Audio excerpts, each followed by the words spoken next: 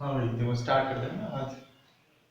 हम लोग क्या क्या पढ़ चुके थे बताओ अभी तक? हम लोग पढ़ चुके थे वन वन फंक्शन क्या होता है, वन वन फंक्शन पढ़ चुके थे, ठीक है। दूसरा हम लोग क्या पढ़ चुके थे बताओ? मैनी वन फंक्शन पढ़ चुके थे, है ना। थर्ड हम लोग क्या पढ़ चुके थे बताओ? ऑन टू फंक्शन, है ना। और फोर्थ हमने क्या पढ़ लिया था बताओ? इनटू फंक्शन, है ना। वन वन का एक और नाम होता है क्या? इंजेक्शन, है ना। और इसका नाम होता है सर्जेक्शन, राइट। तो ये चार फंक्शंस हम लोग डिस्कस कर चुके थे। वन वन का मतलब क्या होगा बताओ? Different element will be associated with a different element. Many one का मतलब क्या होगा बताओ? Different elements will be associated to same element. Onto का मतलब क्या होगा? रेंज बराबर कोडोमेन। ऑन टू का मतलब क्या होता है? रेंज बराबर कोडोमेन, है। और इनटू का मतलब क्या होगा? रेंज जो है, range is subset of codomain, है। रेंज जो है कोडोमेन के बराबर नहीं होगा, उसका सबसेट होगा, तो वो क्या हो जाएगा? इनटू।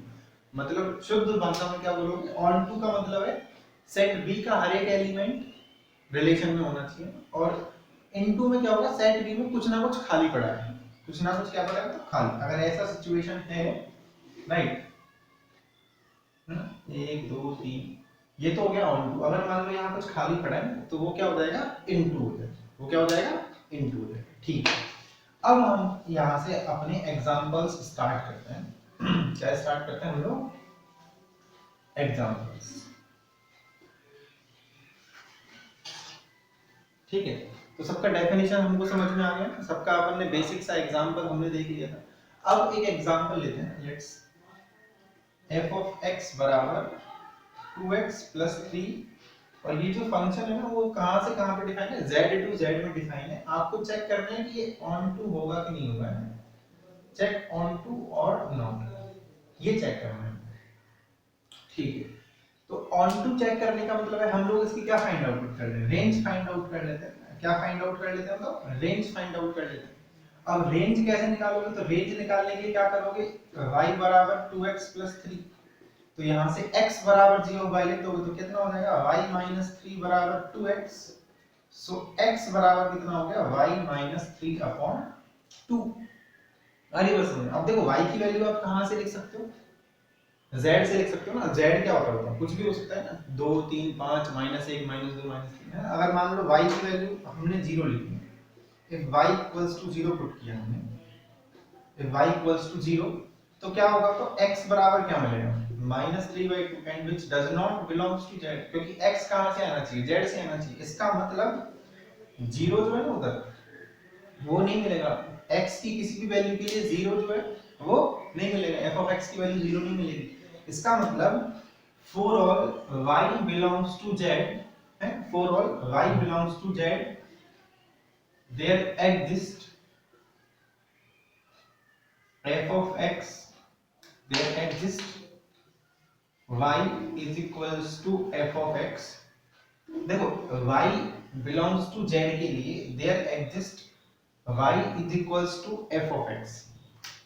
क्या हुआ? इसको देखो हिंदी में समझो।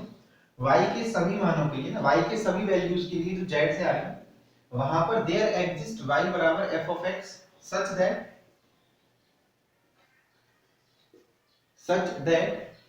x does not belongs to z, है ना।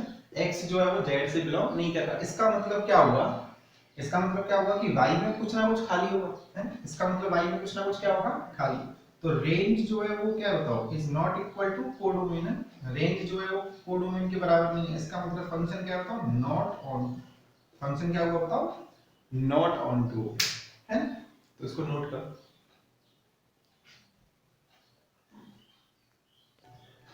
देखो अब एक नोट करके लिखो ना, एक टॉपिक एक छोटा सा नोट करके लिखो। Number of total onto functions. एक सेट से दूसरे सेट पे कितने number of onto functions define हो सकते हैं। जैसे हमने total number of one one functions पढ़े थे ना, ऐसे ही total number of onto functions का एक फार्मूला होता है, ये आपको याद रखना है। कैसे? अगर सेट ए में मान लो m एलिमेंट्स हैं और सेट बी में कितने एलिमेंट्स हैं? तो n एलिमेंट्स हैं। और जो n का वैल्यू है ना, n का मतलब जो दूसरे सेट बी में जो एलिमेंट्स है ना, वो क्या होना चाहिए? 1 या 1 से बड़ा और m या m से छोटा। आ रही है बात समझ में?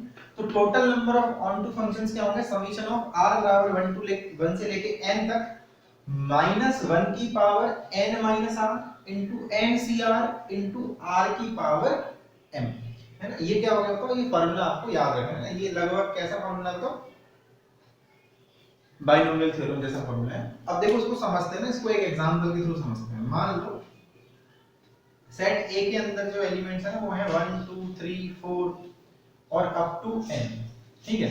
और सेट B के अंदर दो एलिमेंट्स हैं A और B। हमारी बात समझ में? अच्छा, n की वैल्यू को क्या होना पड़ेगा, तो greater than equal to 2। n की वैल्यू को क्या होना पड़ेगा, ग्रेटर देन इक्वल टू 2, क्योंकि इधर कितने एलिमेंट्स हैं बताओ, दो एलिमेंट्स हैं, तो उनसे तो क्या होना चाहिए, ज्यादा ही होना चाहिए, है। n की वैल्यू को ग्रेटर देन इक्वल टू 2 होना पड़ेगा, ठीक है। अब क्या हुआ, क्योंकि अगर मान लो आपने वन एलिमेंट रख दिया ना, तो जैसे ऐसा सिचुएशन बन जाएगा, ये तो वन हो गया, एक ही एलिमेंट है, कुछ भी हो सकता है वो 1 2 3 4, इधर दो एलिमेंट है, समझ रहे हो बात को। अब इसका रिलेशन इससे दिखा दिया, अब इसका रिलेशन इससे दिखा दोगे तो ये फंक्शन ही नहीं होगा, ये क्या नहीं होगा, तो फंक्शन ही नहीं होगा, समझ में आ रही है बात। तो n की वैल्यू को क्या होना पड़ेगा, दो, मतलब इधर जो है ना, दो से, ये दो या दो से अधिक एलिमेंट्स होना जरूरी है, क्योंकि इधर कितने एलिमेंट है, दो, ठीक है। तो अब बता रहे हैं हमको a टू b में कितने ऑन टू फंक्शंस डिफाइन हो सकते हैं, a टू b में कितने ऑन टू फंक्शंस डिफाइन हो सकते हैं। फार्मूले में वैल्यूज पुट करते जाओ, देखो कितना हो जाएगा, समीशन ऑफ r बराबर 1 से लेके n, n कौन सा बताओ, 2 है ना, n की जगह कितना है, -1 की पावर n कितना होगा, 2 माइनस r, समझ लो, n कितना होगा, 2 cr और r की पावर कितना हो जाएगा, m कितना होगा, n कितना है बताओ, n, समझ में आई बात। तो हमने क्या कर दिया, फार्मूला पुट कर दिया। अब इसको सॉल्व कर लेते हैं, ठीक है। तो सॉल्व करने के लिए क्या करेंगे, समीशन को ओपन कर दिया जाएगा तो समीशन को ओपन करो, r बराबर 1 पुट करोगे ना सबसे पहले, तो r बराबर 1 पुट करने पे क्या मिलेगा, देखो यहाँ पे आ जाएगा -1 की पावर 2 -1 है इनटू 2c1 इनटू 1 की पावर n प्लस प्लस हो जाएगा ना। फिर r बराबर क्या लिखोगे, 2 लिखोगे, तो कितना हो जाएगा, -1 की पावर 2 -2 है इनटू 2c2 इनटू 2 की पावर n, समझ में आ रही है। अच्छा ये कितना हो जाएगा, देखो ये -1 हो जाएगा, 2c1 कितना होगा, 2 हो जाएगा, और 1 की पावर कितना भी हो, कितना होता है, 1 ही होता है, प्लस ये कितना हो जाएगा, -1 की पावर 0, तो कितना आएगा, 1 आएगा, इनटू 2c2 कितना होता है, 1, और 2 की पावर n, तो कितना आ गया, तो total number of onto functions कितना हो जाएंगे, 2 की power n - 2, total number of onto functions कितने हो जाएंगे, 2 की पावर n - 2। अच्छा कैसे हुए ना, अगर इसको अपन लोग मान लो ऐसे लॉजिकली सोच रहे हैं, लॉजिकली सोचते हैं, तो इधर क्या हुआ, देखो इधर कितने एलिमेंट्स हैं, 1 2 3 और n एलिमेंट्स, और इधर कितने एलिमेंट्स हैं, तो 2 एलिमेंट्स है ना, 2 एलिमेंट्स। तो 1 का रिलेशन इन दोनों में से किसी से भी हो सकता है, 1 का रिलेशन 2 का भी किसी से भी हो सकता है, 3 का भी किसी से भी हो सकता है। इसका मतलब क्या हो सकता है, हर एक के पास कितनी चॉइसेस हैं, दो दो दो चॉइसेस है, कितनी कितनी बार होगा, n टाइम्स है, कितनी बार, n टाइम्स। तो टोटल कितने होंगे, टोटल नंबर ऑफ फंक्शंस कितने होंगे, मतलब 2 की पावर n। अब इनमें से दो ऐसे फंक्शन है, मान लो सबका मैं रिलेशन कर दूं a के साथ और सबका रिलेशन कर दूं मैं b के साथ, तो दो ऐसे फंक्शंस होंगे जिनमें बाइजेक्शन नहीं होगा, तो 2 की पावर n - 2 हो जाएगा। आ रही बात समझ में। तो इस तरह से इसको अपन लोग सोच सकते हैं, बट जब बड़ा डेटा होगा तो उसके लिए हमको क्या अप्लाई करना है, तो फार्मूला अप्लाई करना है। क्या अप्लाई करना है, तो फार्मूला अप्लाई करना है, ठीक है, ओके उतारो उसको। चलो नेक्स्ट पे आओ, देखो f of x बराबर x² - 2x + 3 है ना, और ये कहां से कहां तक डिफाइन है, तो 0,3 से लेके a तक डिफाइन है। देन फाइंड, अब इसमें पहला क्वेश्चन क्या पूछा है तो कि find f of x is 1 1 और नॉट है, f of x जो है वो 1 1 है या नहीं, और find a if f of x is a surjection. a की वैल्यू बतानी है, a जो सेट a है ना वो कितना होगा यदि f of x जो है ना वो क्या होता है, सरजेक्शन है। सरजेक्शन का मतलब ऑन टू है, ऑन टू, ऑन टू का मतलब हिंदी में बोलोगे आच्छादक, ठीक है। चलो स्टार्ट करते हैं सॉल्व करना। तो इस फंक्शन को गौर से देखो ना, इस फंक्शन को गौर से देखोगे तो आपको क्या दिखेगा कि ये फंक्शन तो सर हमने 1 साल पहले पढ़ लिया था। क्या है ये है क्वाड्रेटिक इक्वेशन है। क्या है बताओ, क्वाड्रेटिक इक्वेशन जिसका a कैसा है, ग्रेटर देन 0, इसका मतलब इसका ग्राफ कैसा होगा, अपवर्ड पैराबोला है, इसका ग्राफ कैसा होगा, अपवर्ड पैराबोला। आ रही है बात समझ में कि नहीं आ रही, बिल्कुल आ रही है। अब यहां से इसके क्या निकाल लेते हैं हम लोग, हमको पता चल जाएगा कि इसका शेप जो है ना वो कैसा होगा, तो इसके रूट्स कैसे होंगे वो देख लेते हैं। तो d का वैल्यू निकाला, तो d बराबर कितना होता है, b स्क्वायर माइनस 4ac, तो d बराबर b स्क्वायर करोगे तो कितना होगा, 4 माइनस 4 इनटू 1 इनटू 3, तो d कैसा आ गया बताओ, नेगेटिव आ गया, d कैसा आ गया, नेगेटिव। इसका मतलब इसके रूट्स कैसे होंगे, इमेजिनरी। इसका मतलब इसका ग्राफ जो है वो x एक्सिस को क्या करेगा बताओ, नॉट इंटरसेक्ट ना, x एक्सिस को काटेगा नहीं, काटेगा है, f एक्सिस को नहीं काटेगा, नहीं टच करेगा, क्योंकि d बराबर 0 होता तो टच कर देता है, सिंगल रूट है, सेम रूट, इक्वल रूट्स आ जाते हैं।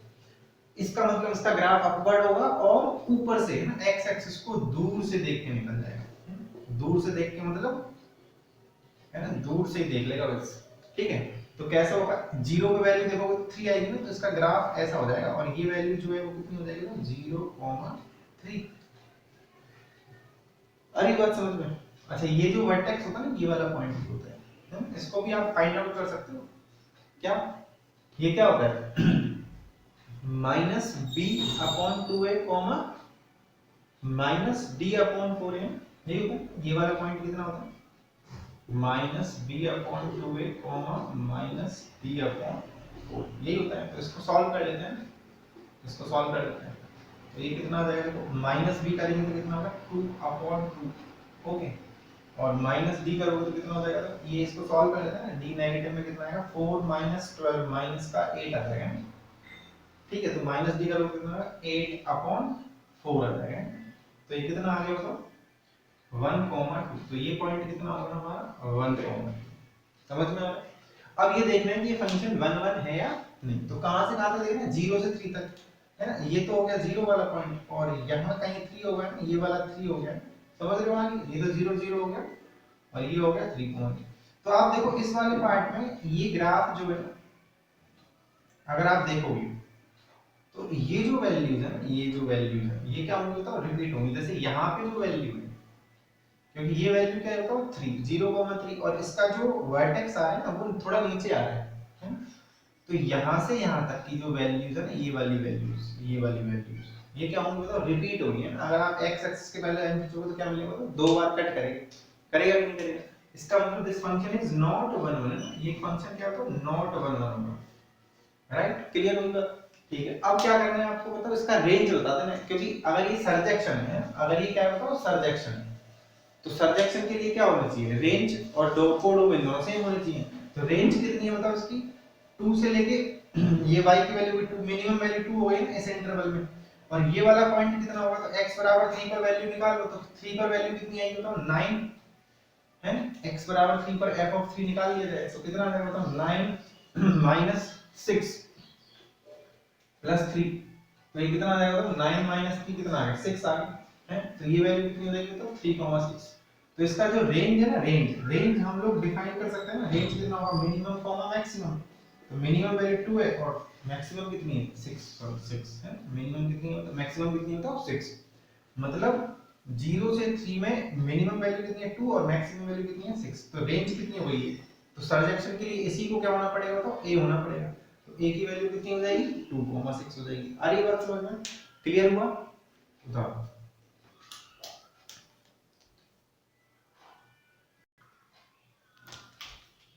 नेक्स्ट क्वेश्चन पे आते हैं, देखो अगला क्वेश्चन लिखा हुआ क्या है, a function f such that r2r है, एक फंक्शन जो है वो r2r में डिफाइन कर रखा है, और उस फंक्शन का डेफिनेशन ये रहा, f of x बराबर alpha x square plus 6x minus 8 upon alpha plus 6x minus 8x square, then find the interval of alpha for which function is onto, है ना। आपको अल्फा का वो interval बताना है जिसके लिए फंक्शन क्या होगा, ऑन टू फंक्शन होगा, फंक्शन क्या होगा, ऑन टू।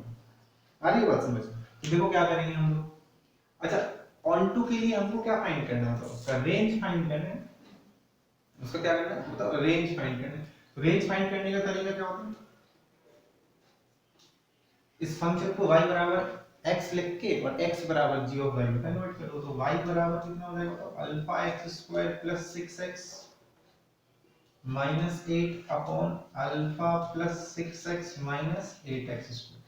समझ लो, इसको क्या कर दोगे तो मल्टीप्लाई करोगे तो क्या मिलेगा, alpha by plus 6x by minus 8x square by बराबर alpha x square plus 6x minus 8 है। x स्क्वायर को एक जगह ले आते हैं, x स्क्वायर को उधर ले जाएंगे तो कितना हो जाएगा, x स्क्वायर की कॉमन आ गया, ठीक है ना।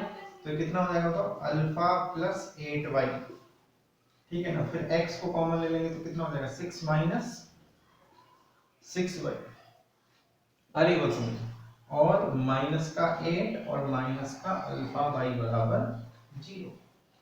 तो ये क्या आ गया तुम्हारा एक्स स्क्वायर में फंक्शन है ना, एक्स स्क्वायर में क्या बन गई है, क्वाड्रेटिक बन गई है, क्वाड्रेटिक बन गई, ठीक है। अब अपन को क्या देखो तो r टू r में डिफाइन करके, इसका मतलब this equation has real roots, तो since x belongs to r, x की वैल्यू क्या है बताओ r है, तो इसका मतलब d क्या होगा बताओ, ग्रेटर देन इक्वल टू 0 होना चाहिए, d जो है वो क्या होना चाहिए, ग्रेटर देन इक्वल टू 0 होना चाहिए, तो d greater than equal to 0 लगाया जाएगा। तो अब मैं क्वेश्चन को हटा देता हूं, तो d greater than equal to 0 लगाओगे तो क्या होता है, साथ के साथ उतारते रहना भैया, d greater than equal to 0 लगाओ तो क्या होगा बताओ, b square minus 4ac greater than equal to 0। आ रही है बात समझ में कितनी है।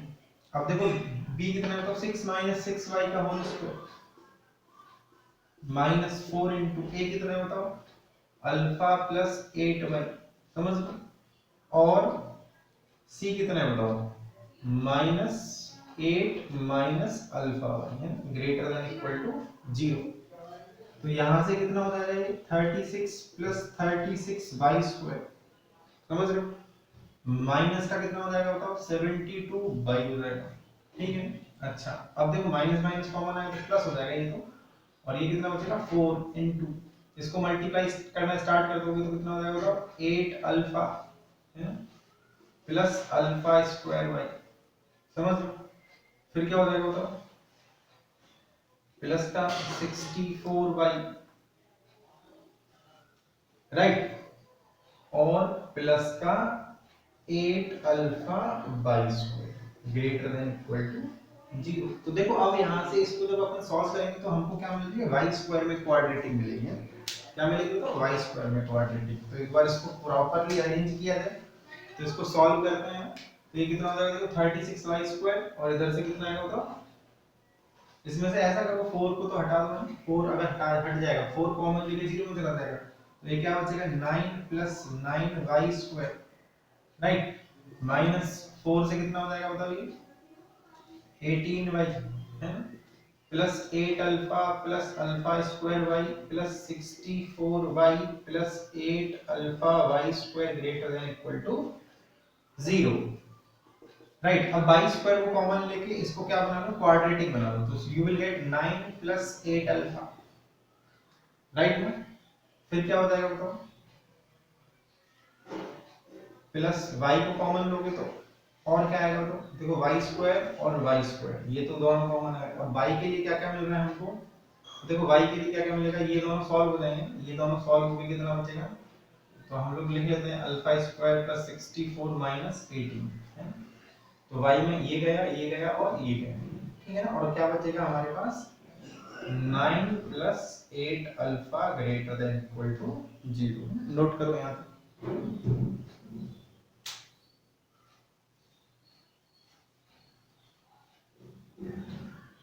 चलो अब देखो, अब यहाँ से क्या करेंगे हम लोग, इसको और सॉल्व कर लो, तो क्या हो जाएगा y square 9 plus 8 alpha y alpha square plus कितना देगा ये 14 का 6 बच जाएगा, और 46 है alpha square plus 46 plus 9 plus 8 alpha greater than 0, समझ में आ रही बात, ठीक है। अब आप देखो कि यहाँ पे हम लोग अगर देखते हैं, यहाँ से हम लोग अगर एक बार और इसको क्रॉस चेक कर लो ना, पूरी कैलकुलेशन सही होनी चाहिए ना, कहीं पे भी कोई गलती नहीं होनी चाहिए, एक बार गलतियां भी देख लेना, कैलकुलेशन मिस्टेक होगी तो अपन का इक्वेशन जो है इक्विलिटी गलत बन जाएगी, ठीक है। यहाँ पे मल्टीप्लाई करें तो 8 अल्फा आएगा, फिर क्या आएगा अल्फा स्क्वायर y आ जाएगा, ठीक है, फिर क्या आ जाएगा y आ जाएगा, और फिर कितना आ जाएगा बताओ 8 अल्फा y आ जाएगा, 8 अल्फा y स्क्वायर आ जाएगा, ठीक है। राइट। तो अब ये क्या बन गई बताओ, बाई स्क्वायर में क्वाड्रेटिक बन गई। अब यहाँ से अपन देखते हैं ये वैल्यू हमेशा क्या बताओ ग्रेटर देन इक्वल टू 0 है, तो इसका मतलब इसका कोई रूट नहीं होगा। ये जो है ना कैसी इक्वेशन होगी बताओ, इस टाइप से इक्वेशन होगी, है ना, इस टाइप से इसका ग्राफ बनेगा, क्योंकि कोई भी एक्सप्रेशन क्वाड्रेटिक एक्सप्रेशन का वैल्यू हमेशा ग्रेटर देन इक्वल टू 0 आ रहा है, इसका मतलब वो एक्स एक्सिस को नहीं काटेगा। समझ में आ रही है? तो इसका मतलब d इसका क्या होगा बताओ, लेस देन इक्वल टू 0। देखो वहां पे ग्रेटर देन इक्वल टू 0 क्यों लगाया, क्योंकि x बिलोंग्स टू r था, मतलब वहां पे रियल रूट था। यहाँ पर जो एक्सप्रेशन आ रही है वो y में क्वाड्रेटिक है, तो y में क्वाड्रेटिक है, तो इसका मतलब यहाँ पे क्या होगा बताओ, ये वैल्यू हमेशा 0 से बड़ी है, इसका मतलब ये x को कट नहीं करेगा, सिर्फ टच कर सकता है, तो d less than equal to क्या हो जाएगा, 0 हो जाएगा। इसका मतलब यहाँ से हम लोग क्या कर देंगे, v square minus 4ac less than equal to 0। आ रही बात समझ? तो अब इसको हम लोग फिर से दोबारा सॉल्व करेंगे, इस इक्वेशन में से b को अपन दोबारा फाइंड आउट करेंगे, तो कितना हो जाएगा देखो, अल्फा स्क्वायर प्लस 46 का whole square b square minus 4 AC कितना हो जाएगा, तो 9 प्लस 8 अल्फा का 9 प्लस 8 अल्फा का whole square is less than equal to 0। समझ में आ रही है? दोनों जगह सेम ही है 4AC, ठीक है, राइट। तो अब देखो ये बड़ा सिंपली कैसे सॉल्व हो सकता है कि इसमें आप है ना इसको ऐसे लिख लो, अल्फा स्क्वायर प्लस 46 का होल स्क्वायर माइनस इसको लिख दिया हमने 2 into 9 प्लस 8 अल्फा का होल स्क्वायर। अब यहाँ पे आप a square minus b square लगा दो। इसको सॉल्व करने की जगह हम लोग इसको और सिंपलीफाई करने के लिए बड़ा छोटा ट्रिक लगा सकते हैं, a square minus b square. इसको एक्सपेंड मत करो, एक्सपेंड करोगे तो बहुत बड़ा हो जाएगा। a square minus b square लगा दो, तो a square minus b square लगाओगे तो क्या हो जाएगा, a प्लस b और a माइनस b। समझना? तो ये कितना हो जाएगा बताओ, अल्फा स्क्वायर प्लस 46 है, alpha square plus 46 plus 2 into 9 plus 8 alpha, एक तो ये आ गया, और एक आ जाएगा alpha square plus 46 minus 2 into 9 plus 8 alpha, और ये क्या हो जाएगा बताओ, लेस देन इक्वल टू 0। अरे बस समझ में? तो अब यहाँ से क्या मिलेगा हमको, अल्फा स्क्वायर प्लस ये कितना हो जाएगा बताओ, 16 अल्फा है, और 9 2 जा 18, और 18 और 46 कितना हो जाएगा बताओ, वही 54 64 हो जाएगा, 64 हो जाएगा, ठीक है। 18 प्लस 46 कितना हो जाएगा बताओ, 64 हो जाएगा, और अल्फा स्क्वायर माइनस 16 y और 46 माइनस 18 कितना होगा बताओ, तो 46 में से 18 जाएगा तो कितना हो जाएगा बताओ, 8 बच जाएगा यहाँ तो, और यहाँ कितना हो जाएगा, तो 28 बच जाएगा, कितना हो जाएगा 28, ठीक है। तो ये कितना आ गया बताओ, लेस देन इक्वल टू 0। अच्छा अब जब अपन ने इसमें कंडीशन लगाई थी ना कि ये जो लेस देन 0 होना चाहिए, तो वहां पे हमारा a जो है ना a ग्रेटर देन 0 होना चाहिए था, इसका मतलब 9 plus 8 alpha must be greater than 0 होना चाहिए, है। अरे बस समझ लो, तो अल्फा जो है वो किससे ग्रेटर हो गया बताओ, माइनस का 9/8 से ग्रेटर हो गया, है। और जब आप उस वैल्यू को यहाँ लिखोगे तो ये हमेशा कैसा मिलेगा बताओ, पॉजिटिव मिलेगा, ये हमेशा कैसा मिलेगा, पॉजिटिव। तो ये तो चला जाएगा किसमें बताओ, 0 में चला जाएगा, तो यहाँ से क्या आ जाएगा, alpha square minus 16y plus 28 is less than equal to 0। ये हमारे पास क्या है, फाइनल इनइक्वालिटी आ गई। अब इसको हम लोग फैक्टराइज कर लेंगे तो कितना आ जाएगा बताओ, alpha minus 14 and alpha minus 2 less than equal to 0। तो अल्फा की जो वैल्यू आई वो कहाँ से कहाँ तक आई, 2 to 14 कहाँ से कहाँ तक। तो इसका मतलब अगर अल्फा की वैल्यू आप इस इंटरवल में लोगे ना तो फंक्शन कैसा होगा, ऑन टू फंक्शन हो जाएगा, है ना। कैसा फंक्शन होगा, ऑन टू। तो देखो यहाँ पे दो चीजें होंगी ना, दो चीजें सॉल्व की हमने। पहले x बराबर g ऑफ y निकाला है, तो वहां से हमको x स्क्वायर में क्या मिली, क्वाड्रेटिक। फिर हमने किया d greater than equal to 0 because x belongs to r। d greater than 0 equal to करने पे हमको y स्क्वायर में क्वाड्रेटिक मिली, और y स्क्वायर में क्वाड्रेटिक को हमने सॉल्व किया d less than equal to 0 because वो एक्सप्रेशन जो है ना y स्क्वायर का जो क्वाड्रेटिक आ रहा है ना, plus constant is greater than equal to 0 आ रहा है, तो ये वैल्यू हमेशा ग्रेटर देन 0 होगी यदि d इसका क्या होगा, less than equal to 0, then we will get relation in alpha. And alpha में हमको एक इनइक्वालिटी मिल गई, और उस इनइक्वालिटी से हमारे पास क्या आ गया, अल्फा का वैल्यू आ गया, अल्फा का इंटरवल। आई बात समझ में? तो ये बड़ा अच्छा क्वेश्चन है ना, इसमें बहुत लेंथी प्रोसेस लेंथी है बट बहुत सारे कॉन्सेप्ट्स क्लियर होते हैं ना। तो आज हमने क्या किया बताओ, काइंड्स ऑफ फंक्शन पे कुछ सवाल करें। कल हम इन काइंड्स ऑफ फंक्शन को मिक्स करके फंक्शंस बनाएंगे, जिसमें हमारा मोस्ट इंपॉर्टेंट फंक्शन होगा one one and onto function. ठीक है, तो आपको आज समझ में आ गया ना, इन क्वेश्चंस को करना कॉपी में, और आपको बड़ा अच्छा लग रहा होगा अगर अच्छे से पूरा वीडियो एक बार देखोगे अच्छे से, तो you will get the actual feel of classroom है, आपको क्लासरूम जैसा माहौल नजर आएगा। अगर आपको कोई दिक्कत आ रही है तो डेफिनेटली कमेंट बॉक्स में कमेंट करके उस चीज को क्लियर करो। जब तक मेहनत नहीं करोगे तब तक कुछ सफलता नहीं मिलेगी, मेहनत करना जरूरी है। बिना मेहनत के हम लोग केवल ये देख लें कि जीजी सर ने टॉपिक पढ़ा दिया, हमने पढ़ लिया, या हमने बस टॉपिक का नाम देख लिया तो हमको समझ में आ जाएगा, ऐसा नहीं है। आपको उस वीडियो को एक बार, दो बार, तीन बार देख के अपनी सारी चीजें, अभी जो परिस्थितियां हैं ना उनके हिसाब से हमको पढ़ना पड़ेगा। सो जो मेरा कहना है वो यही है कि सिंसियरली घर पे बैठ के अपनी पढ़ाई करो, पूरा वीडियो देखो, बार बार देखो। फाइनली आपको लगता है कि ये चीज समझ में नहीं आ रही, देन मेरे को पर्सनली कमेंट बॉक्स में कमेंट करके आप पूछो, ठीक है ना। तो टिल देन हम लोग कल का वेट कर रहे हैं, इंतजार करो कि कल क्या क्या होने वाला है, ठीक है। तो चलो फिर कल मिलेंगे नेक्स्ट क्लास में।